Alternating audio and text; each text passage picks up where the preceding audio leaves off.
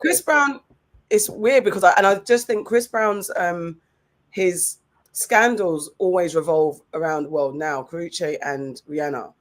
So the bits in between are always kind of hard to prove, or this is definitively, this is what's happened. It's been more like cases drop, cases come up, cases drop.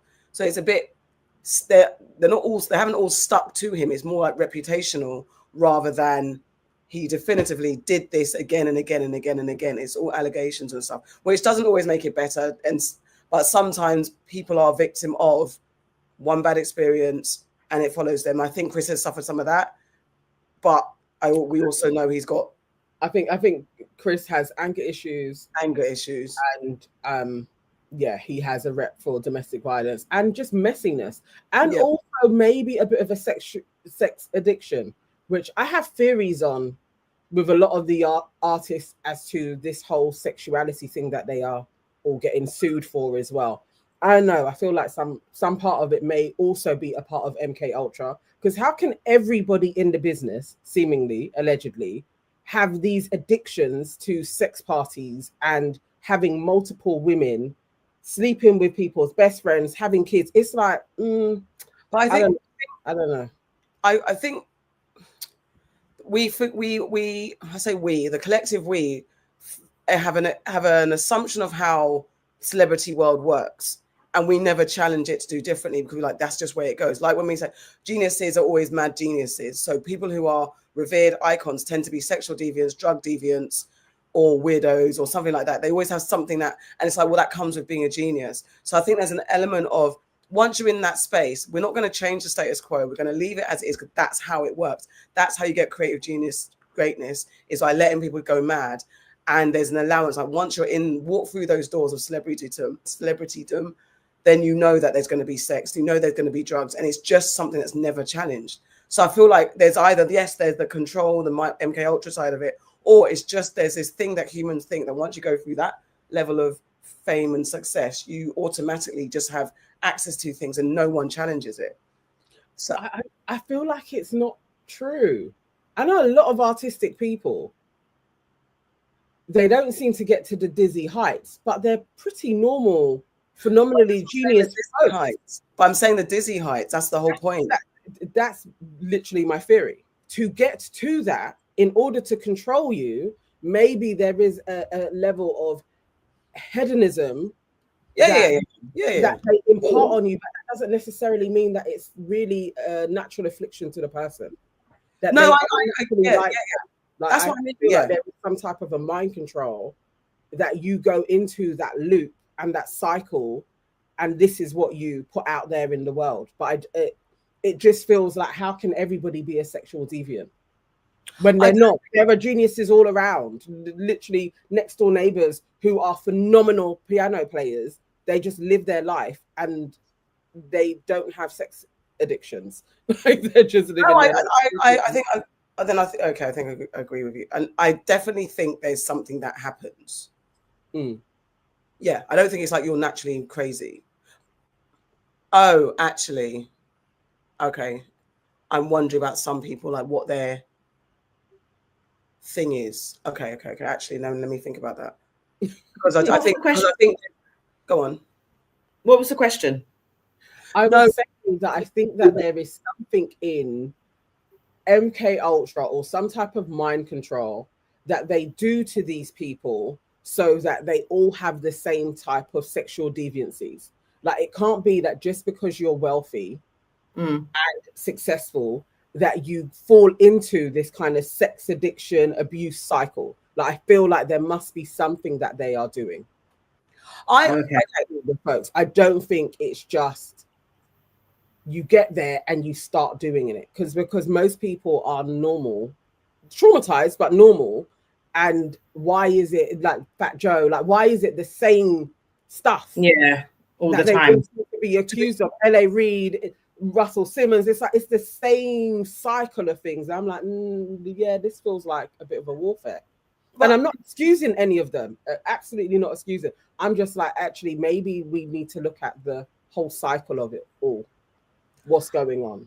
I think that in order to sustain, and not all of them do, but in order to sustain that level of fame and channeling your energy and talent, whatever you're drawing from, it's a battle to sustain it and maintain it. The grueling, if you're really like us, let's just take the performing artists, the singers and the performers, that level of strength, sustainability, and all that stuff, mental ability and agility, whatever it takes to be performing maybe 10, 15 nights in a row, going around the world and drawing all that energy.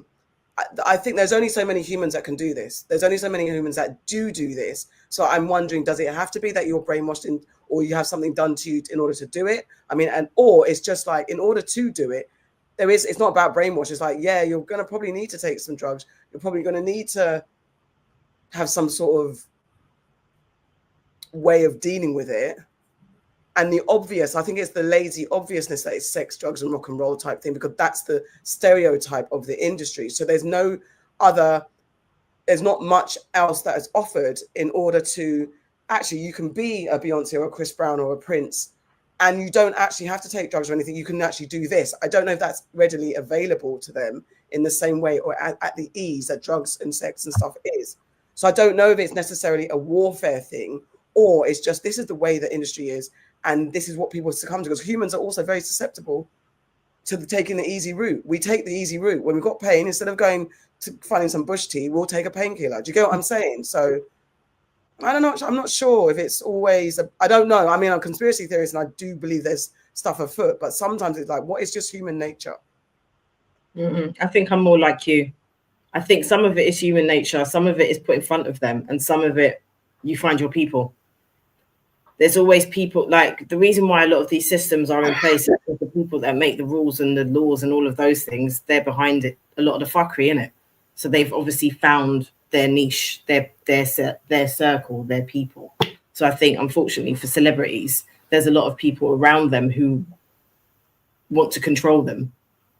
So I'm a bit like, I think I'm a bit of both of you. I think there is definitely people around them who want to control them. But then I also think that sometimes humans are just human, and there's fuckery people in everything.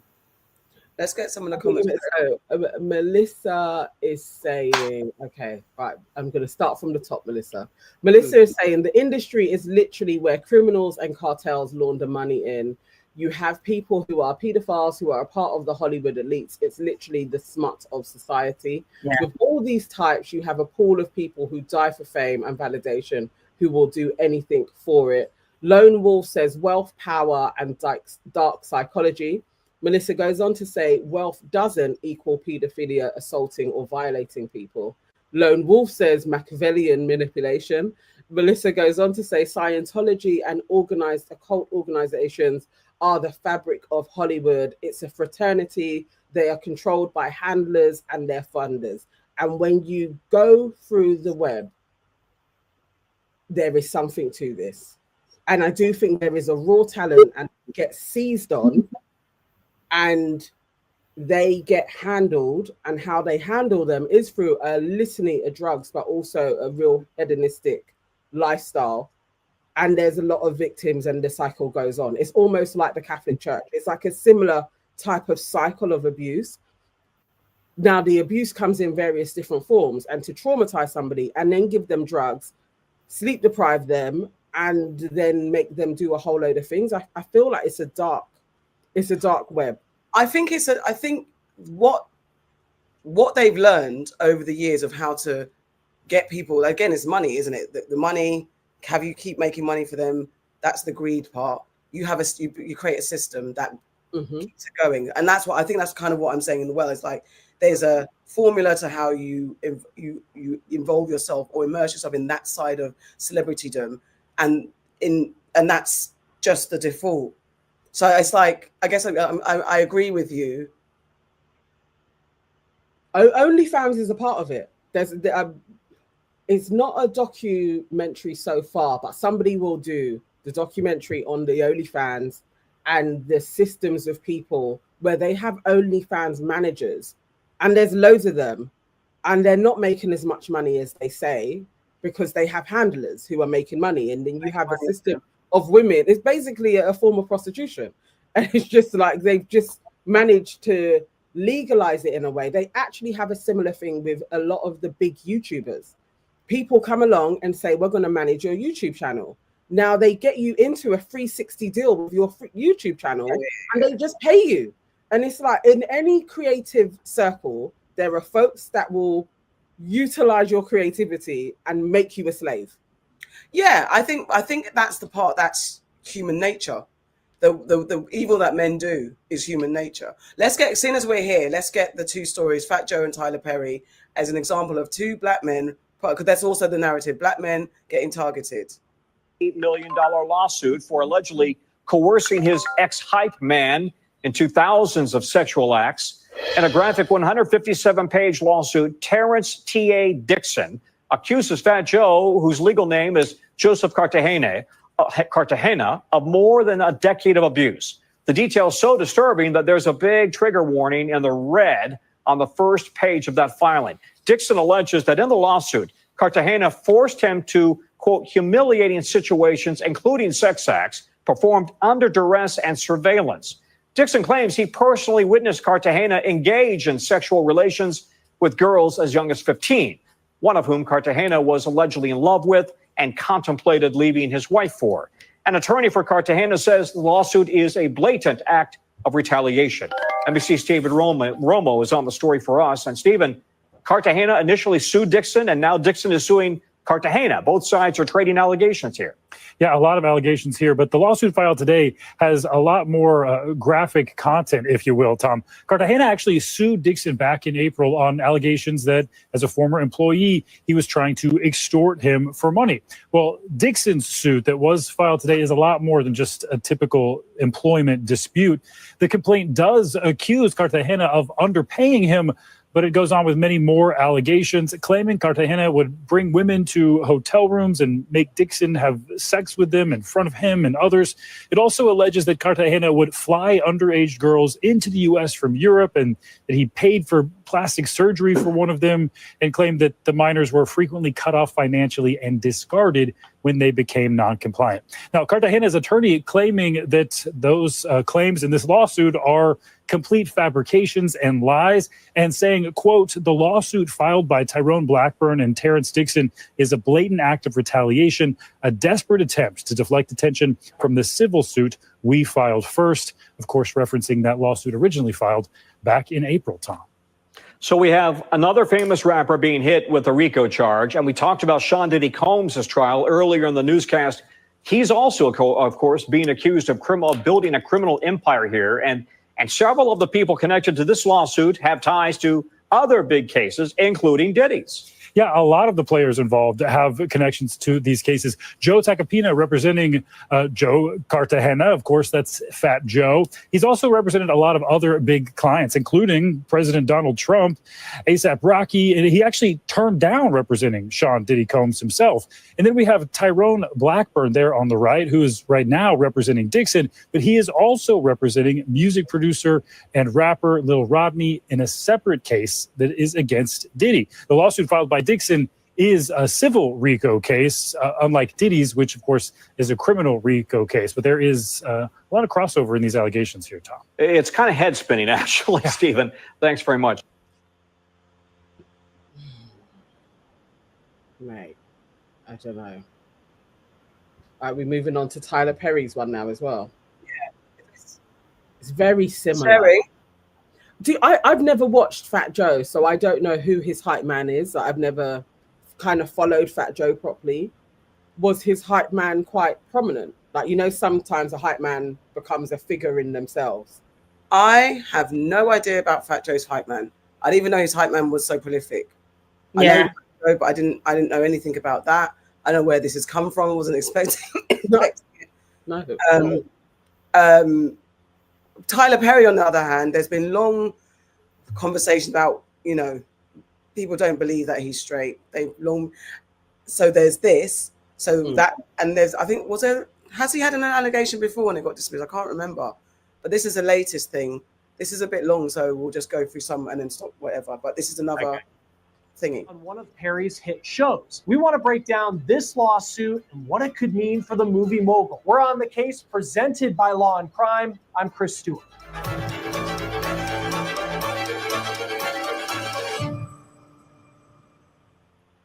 So to start off, Dixon is suing Tyler Perry, the individual, as well as his production studio. That studio is called TPS Production Services, LLC. That stands for Tyler Perry Studios in Action, LLC. He is looking for $260 million.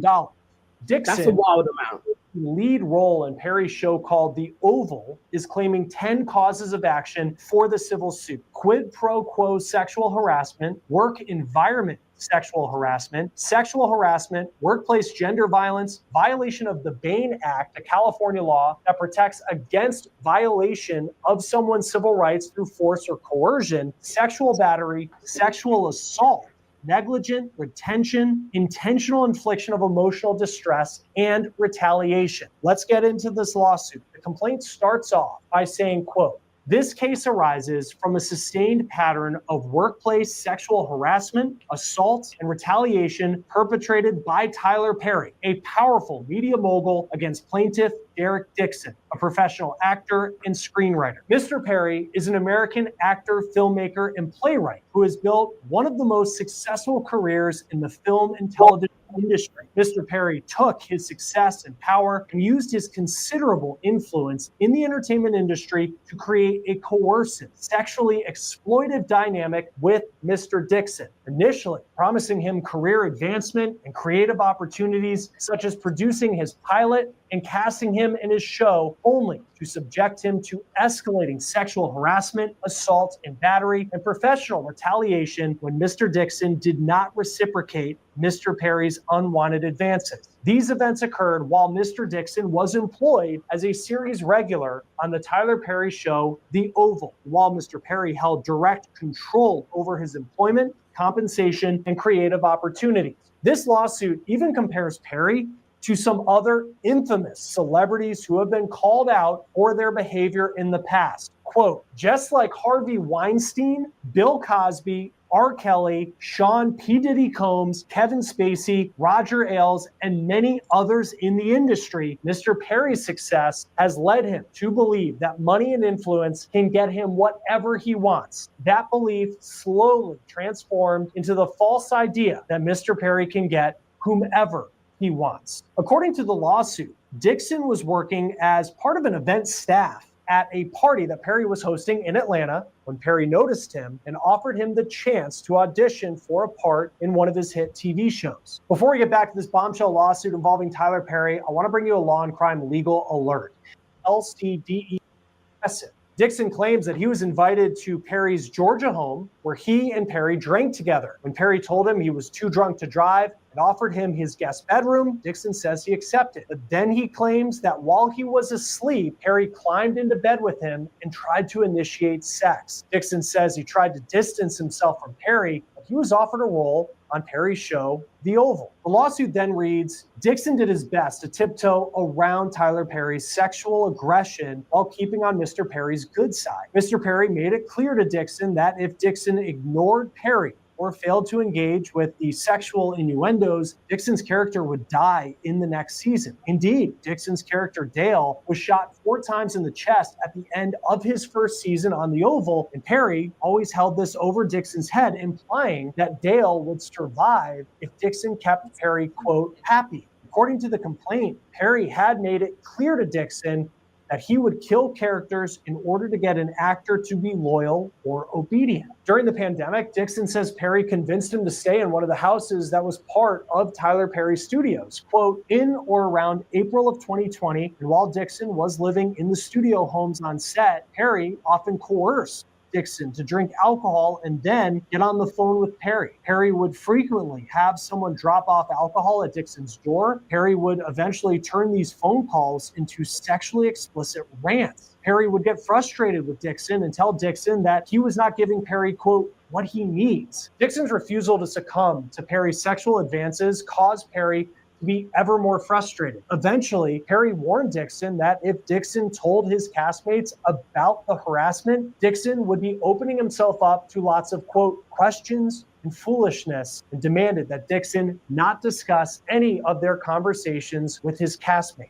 Dixon's lawsuit also listed out some of the sexual commentary by Perry that Dixon claimed he experienced while filming the Oval in 2020. This is what he says that Perry told him. Dixon said that Perry told him, quote, that he liked being choked. That was after Dixon's character was choked by a cast member in a scene on the Oval. Perry also allegedly said, "Why do you twist your hips when you walk? How can I get a day of Dixon? When will you be thick again? I love how I feel right now, but I don't like being horny.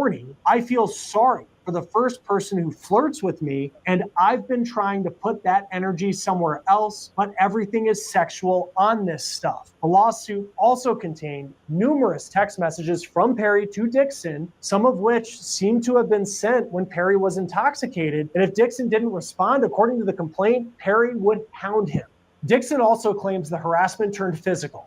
Quote, on multiple occasions, Mr. Perry sexually assaulted Mr. Dixon, including one instance where he forcibly pulled off Mr. Dixon's clothing, roped his buttocks, and attempted to force himself on Dixon. Mr. Dixon told a drunken Perry no and attempted to remove Mr. Perry's hands, but Mr. Perry held tightly onto Dixon's wrists. Mr. Dixon was only able to escape after de-escalating the situation by abruptly changing the subject. The day after the assault, Mr. Perry called and texted Mr. Dixon relentlessly, saying, "Tried you, call me, and I really need to talk to you. Please call me as soon as you can." And finally, when Mr. Dixon answered Tyler Perry's call, Mr. Perry profusely apologized for the sexual assault while blaming it on other things. Perry continued, quote, he didn't know why he would do that. Maybe he was self-sabotaging. On the very same call where he apologized for the sexual assault against Dixon, Perry told Dixon, quote, and don't worry, we're going to do your show, referring to the pilot that Perry knew Mr. Dixon had desperately wanted to produce. Shortly thereafter, Mr. Dixon got a call from Perry's lawyer saying that Christmas had come early and that Dixon was getting a substantial raise and the show was greenlit. Perry's attorney explicitly warned Dixon not to tell any other actor on the show about Dixon's raise because no other actors were getting a raise, only Dixon. Later in the lawsuit, Dixon's lawyers write, in or around April 2022, before beginning to shoot the next season of The Oval, Perry called Dixon to discuss the June 2021 sexual assault. On the phone call, Perry lectured Dixon about how Dixon was overreacting to the sexual assault because of prior sexual assaults in Dixon's life. Perry said that there was a misunderstanding and miscommunication and that Dixon needed to say no stronger. In other words, Perry blamed Dixon for the sexual assault, claiming that Perry felt that Dixon's no was really a yes because Dixon did not say no strongly enough. Dixon says he finally, quote, woke up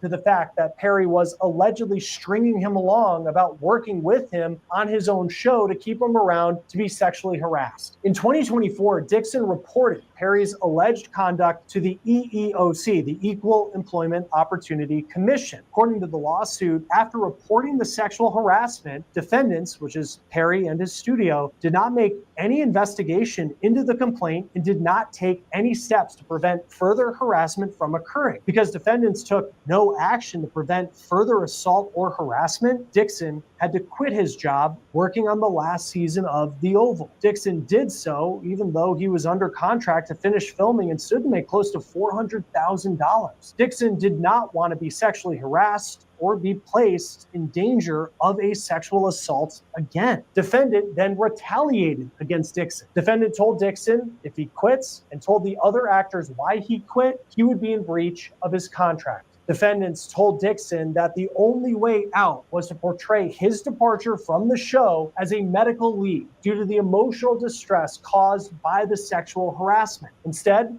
defendant made the leave of absence unpaid and therefore terminated plaintiff's employment, causing Dixon additional loss of income and insult. Okay. But Tyler Perry is fighting back. In a statement, an attorney for Perry reportedly said the allegations are a, quote, scam. The attorney went on to say, we are confident these fabricated claims of harassment will fail. The attorney, who according to TMZ is identified as Matthew Boyd, said in full, this is an individual who got close to Tyler Perry for what now appears to be nothing more than setting up a scam. But Tyler will not be shaken down. We are confident these fabricated claims of harassment will fail. Joining us now is former... Okay. So, boy. So we have two prominent black men, two more, who have had allegations, and we're talking about how this happens and why this happens continuously, routinely, forever and ever, amen, that this happens. Why does it happen? How does it happen? Is it the mysterious powers that be, the men in black behind the scenes, tweaking these people and making it so difficult for them to resist this world where you get caught up? Or is it human nature that the minute you get rich and powerful, you lose all sense of common sense and think that the world is your oyster, you can do what the hell you want? I believe there's two things afoot. I believe that there's the people that are waiting for that to happen, that know the minute this happens, or how to orchestrate this to happen, make it very easy for this to happen, and then they're waiting. Because I think human nature, I think humans generally, you can see people down the street that get a new suit and they're like, they think they're nicer than you. Do you know what I mean? They get a new car, they start flossing on you. And these times now they're living in a broke whatever. They floss on with a new pair of shoes and it goes to their head. So it's not like that's not human nature. So I don't know. What do you guys think of Tyler and Fat Joe? I don't know if it is human nature to be this deprived in these ways. I don't know if that's factual at all. I think the getting one over. So let's say the Tyler Perry situation, I think is more understandable than Fat Joe to me, because I don't understand the payoff. Sorry, Mike. I think it may be gone. Is it me? Yeah. Why is it reverbing? Yeah, you went robotic. Keep talking and see, because if you go quiet. Yeah, so I don't know if it is. I don't understand Fat Joe, but Tyler Perry, I understand. This is how it goes, basically, what he was doing. You've met a waiter. The waiter happens to want to be an actor, and all of a sudden, you're going to propel this man into stardom. Yeah, you're going to be able to get some shit from him. This is classic, like Harvey Weinstein. This is literally casting couch culture. Yeah. This has been done. So he's fallen into that. I just thought that Tyler Perry was a little bit smarter than this sloppiness. Like the text messages, if they are authenticated and they're real, he was bait. Like this is terrible. So I understand the thing of I have so much evidence. I'm going to go for as much money as I can get. I get that, absolutely. Go and get your money if you can. But it's so dumb. It's like if even two more people come along with a similar claim, Tyler's done for. Like this is rookie mistake stuff. Like, are you really that horny? That's what I'm saying.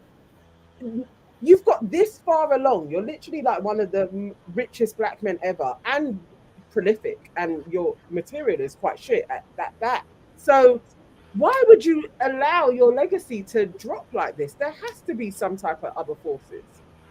Truly, humans are just stupid. I genuinely think that once people reach a certain level of fame, they've been in it for such a long period of time. They're just used to people saying yes to whatever it is that they want. And their contact with reality is diminished so much that they think that they can get away with things. He's put this guy, if this is true, you know, and it's I mean, if you think about it, at first when you hear it, you're like, oh, this is going to be nonsense. But as you hear the case and you hear the points and all those things, you can kind of be like, this has got to be true. Yeah. He's probably not the first person that Tyler has done this to.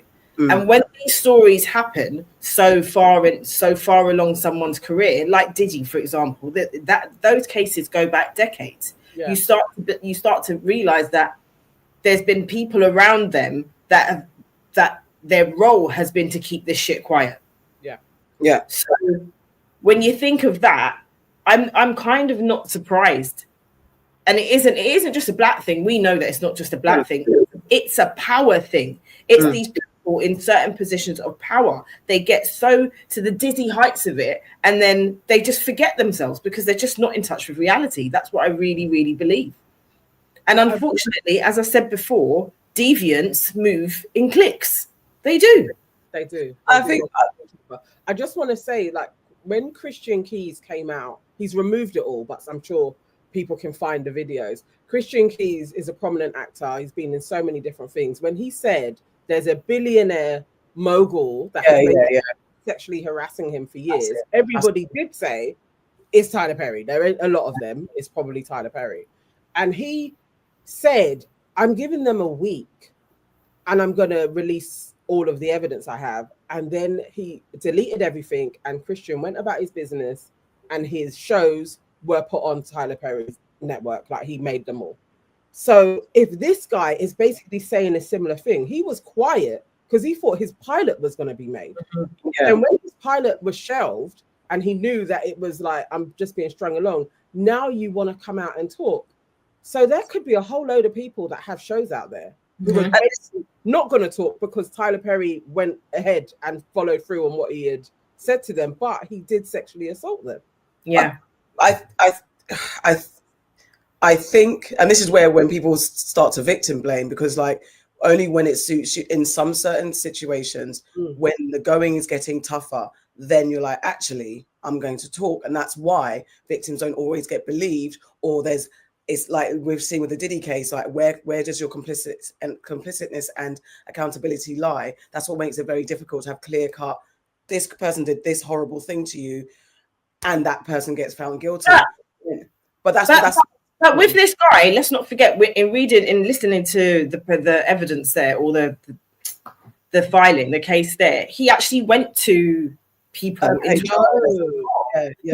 went to the equivalent of the union or whatever it was in 2024. So it's not like he hasn't been trying to resolve this or to do something about it. Now it's got to the point where he's doing this case.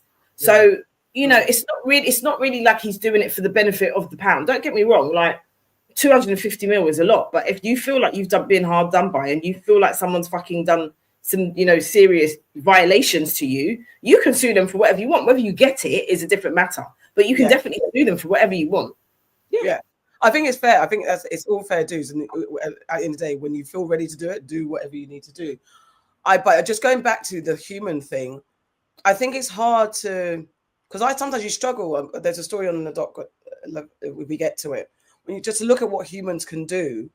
But I go back to our community, our local area, how people act with nothing, just with nothing, and the way that people can act so crazy, and they've got not the levels of money. So when you do have the levels of money, I think human nature is susceptible to the easy targets of life, and they're just people in the right place at the right time, as you said, Far, that people with like-minded intentions gather together. You've got industry that's criminally connected.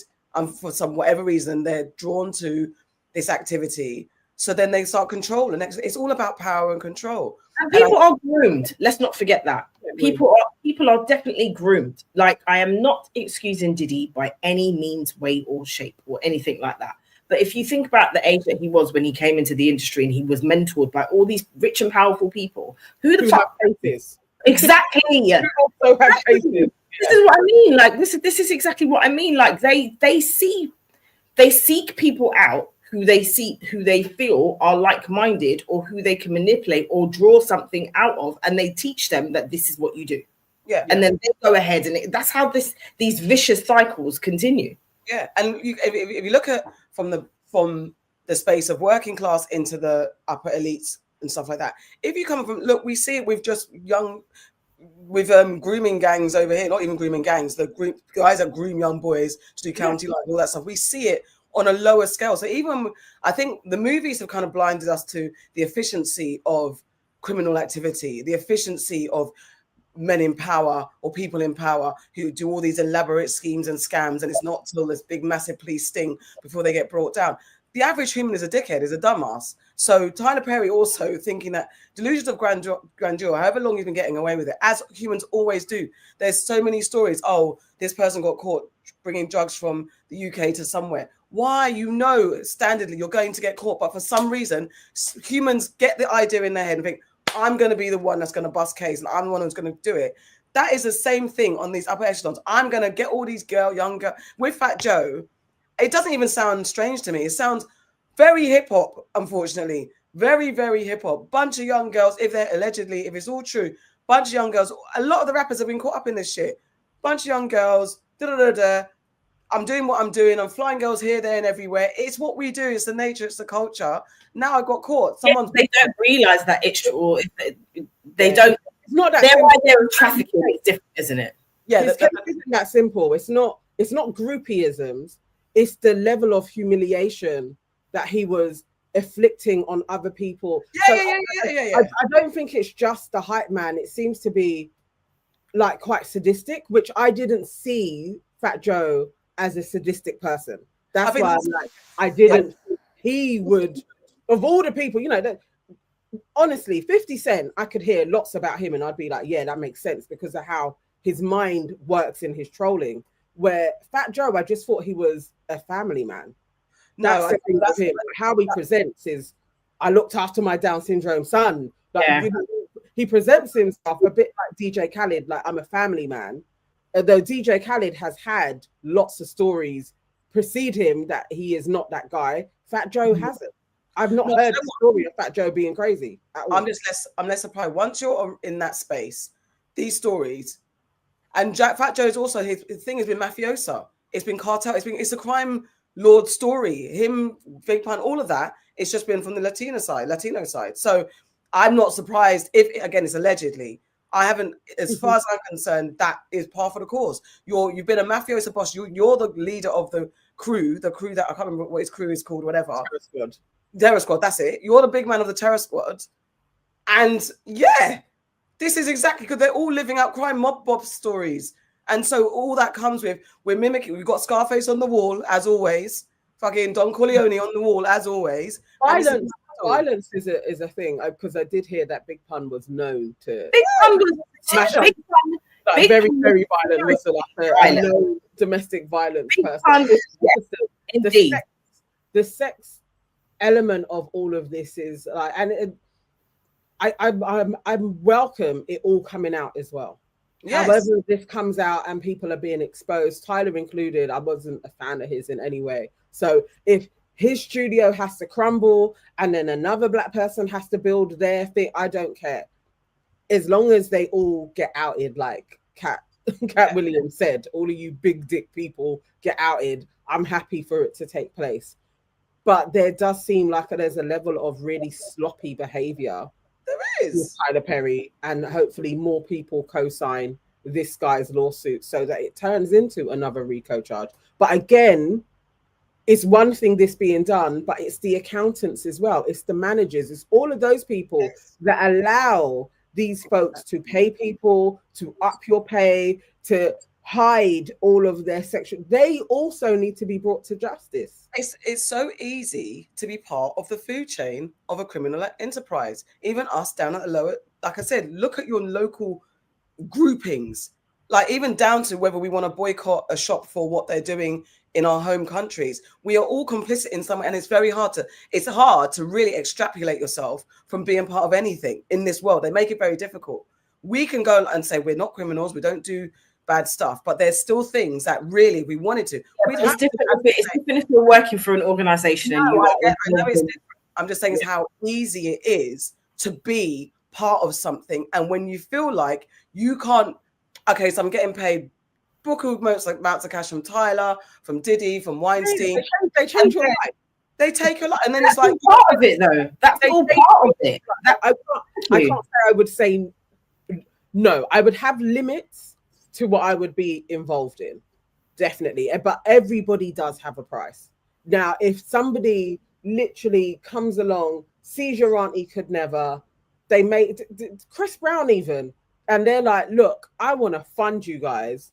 I'm probably going to turn a blind eye to the domestic violence stuff that I've heard about them, because you're not just changing my life, you're changing so many different people's lives. I'm going to then be helping my sisters, my brothers, my nieces and nephews, my family in Ghana. There's a chain of people whose lives you could change by changing my life, where I'm going to then have a moral high ground to they've beaten up a girlfriend or two. Maybe not. Now, if it goes to children now, okay, I don't want that karma on I'm not going to hell in that way. So then it's going to be a no. But I think they always know what your price is. Exactly. I think that's the part why these things, this why it continuously happens. So that's why I think when people are like, okay, there's this kind of shady, then you go into this room and you drink blood and then you kill babies and that's what makes you richer. It's not necessarily that, but it's the metaphor of it all. And yes, there are people that practice the occult and certain things anyway. That's their portion. That's their way that they get through life. But generally, human nature, there's a price there. And then when you are burdened with the responsibility of making sure that everyone's okay, and if you come from a marginalized group where society doesn't favor it, look on you favorably, you're going to take that money because I know I can feed the village. It's like when people that do all these, they say they're going to do all these hood stories, and then when they get the money, they're going to do all the rom-coms and then stop shit. Which never comes though. That's the annoying thing. That's the money. That's where the money is, and then people don't like to break you out of the box that you put yourself in. It's not to make excuses for these people, because there are, as you said, people who have talent of celebrity who just mind their own business, go to work, come home, and don't shit on anyone, don't kill anybody, don't oversex anybody.